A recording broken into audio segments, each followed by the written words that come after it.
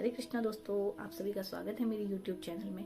एक नई सुबह की शुरुआत एक नई कहानी के साथ, एक सकारात्मक सोच के साथ। तो आइए शुरू करते हैं आज की कहानी। आज की कहानी का नाम है सबसे बड़ा दानी। एक बार भगवान श्री कृष्ण और अर्जुन कहीं घूमने जा रहे थे, तो रास्ते में अचानक से अर्जुन ने भगवान श्री कृष्ण से कहा, मेरे मन में एक जिज्ञासा है, तो क्या मैं आपसे एक प्रश्न पूछ सकता हूँ? भगवान श्री कृष्ण ने कहा, हाँ पूछिए।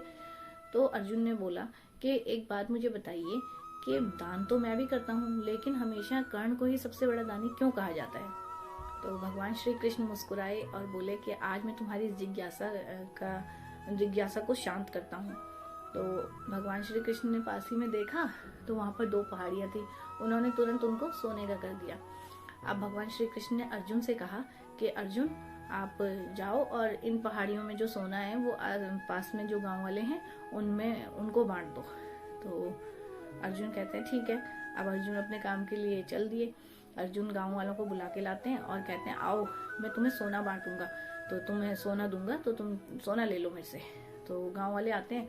अर्जुन उसमें से पहाड़ी को तोड़ तोड़ के सोना निकाल के गांव वालों को देते रहते हैं। अब ऐसे लगातार सोना देते देते मतलब इतना थक जाते हैं अर्जुन कि 2 रातें 2 दिन लगातार सोना बांट के बहुत थक गए अर्जुन। तो क्योंकि गांव वाले भी बार बार मतलब एक बार सोना लेके घर रख के फिर दोबारा लाइन में लगने लगे थे। तो अर्जुन कहते हैं भगवान से कि हे भगवान, हे मधुसूदन, अब मैं बहुत थक गया उस काम से, मैं थोड़ा आराम करना चाहता हूँ और मैं फिर थोड़ा रेस्ट करूंगा, थोड़ा आराम करूंगा, मैं फिर बाद में बांटूंगा। तो भगवान श्री कृष्ण कहते हैं ठीक है अर्जुन, जाओ तुम आराम करो। तो अर्जुन आराम करने चला जाता है। इतनी देर में भगवान श्री कृष्ण वापस जो है अब कर्ण को बुलाते हैं कि कर्ण को बुलाया जाता है और बोलते हैं कि कर्ण से कि अब तुम ये दोनों पहाड़ियों का सोना जो है इन गांव वालों में बांट दो। तो कर्ण क्या करते हैं, कर्ण जाते हैं अपना काम के लिए शुरू करते हैं। तो वो जाके गांव वालों को बुला के लाते हैं और कहते हैं ऐसा ही ये पहाड़ी है सोने की, और जिसको जितना सोना चाहिए वो अपने हिसाब से ले लो। और वहां से इतना बोल के कर्ण जो है हाथ जोड़ के सभी को और वहां से चले जाते हैं। तो फिर जब कर्ण चले जाते हैं तो अर्जुन सोचता है कि भगवान श्री कृष्ण से कहता है कि हे कृष्ण, मुझे मेरे मन में, हे केशव, मेरे मन में ये विचार क्यों नहीं आया कि मैं भी गांव वालों से ऐसे ही बोल देता कि तुम ये सारा सोना जो है जिसको जितना चाहिए उतना ले लो। मेरे दिमाग में तो ये विचार आया ही नहीं। तब भगवान श्री कृष्ण कहते हैं कि तुम्हारे मन में सोने के प्रति मोह आ गया था, तुम्हारे मन में ये भावना आ गई थी कि मैं दाता हूँ, इसीलिए तुम ये निर्णय कर रहे थे कि किसको कितना सोना देना है। तुम इसीलिए खुद से सोना निकाल के लोगों को दे रहे थे कि इसको इतने की जरूरत होगी, उसको इतने की जरूरत होगी। लेकिन कर्ण के मन में ये भाव नहीं आया। कर्ण ने क्या किया, सीधा सारा का सारा पहाड़ ही बोल दिया कि जिसको जितना चाहिए अपने हिसाब से ले लो। क्योंकि कर्ण सोना दान दे के और चले गए। वो ये नहीं चाहते कि कोई मेरी प्रशंसा करे, मुझे धन्यवाद कहे। तो इसीलिए जो है कर्ण सबसे बड़ा दानी है। तुम उतने बड़े दानी नहीं हो, क्योंकि कर्ण ने कुछ देने के साथ में ये अभिलाषा नहीं करी कि मुझे लोग मेरी जय जयकार करें, मेरी प्रशंसा करें।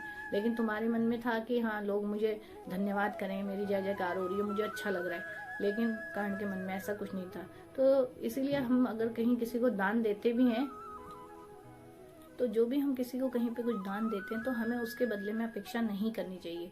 क्योंकि दान अगर देने के बाद हम ये सोचते हैं कि कोई हमें धन्यवाद कहे, कोई हमें सम्मान दे, तो इसका मतलब हम वो सौदा ही कर रहे हैं। हम एक तरह से वो मतलब उसको दान नहीं दे रहे, हम अपने फायदे के लिए कुछ सोच रहे हैं। दान हमेशा वो माना जाता है जो कि बिना मतलब किसी स्वार्थ के दिया जाए, जिसमें हमें ये नहीं लगता कि हाँ भाई हमें भी कुछ लौट के मिलेगा तो हम इसको दान दें। वो फिर दान नहीं कहलाएगा।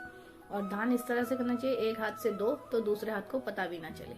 ये दान का मेन महत्व है कि गुप्त दान करना चाहिए इस तरह से।